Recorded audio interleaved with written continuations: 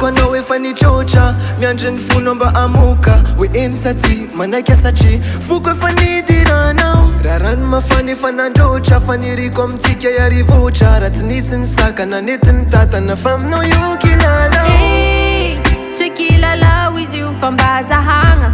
Raya mandena njaran tika rufa swizat samanga Titina pechaka we alumi pechaka Sakwa te yesa ka fan lala na te sakan si no Kwane malala Ampia kari no amti sala sala Rana no me tu kya sana chi adala Fanza va mi se fayara malala Stava no we fanan me Hana wazamana Wazara no yanya ve Achito luau si sai Stava no we fanan me Ano azamana Wazara no yanya ve Achito luau si sai Abebe Tangin ya kwantika yara kane fatsana santeni Wira meka niti ano wani saka dibidindini Siri saka vola nyati Fazambula zaza fiti Nyalam no lua toksana chi Myanda saftona baby Samiti no ano wadalana Fanya kek no numisia fanana Abebe umbalaza Fasa sa myanji anji Faniriku wa chinila Sit kya myanjilera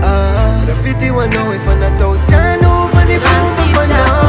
Kwane malala Ampia kari no mauti Sala sala Rana nume tu kya sana shi adala Fanza va mi se fayara malala Stava no we fana me Hana wazamana Wazara no yanya ve Achito luau si sai Stava no we fana me Ano azamana Wazara no yanya ve Achito luau si sai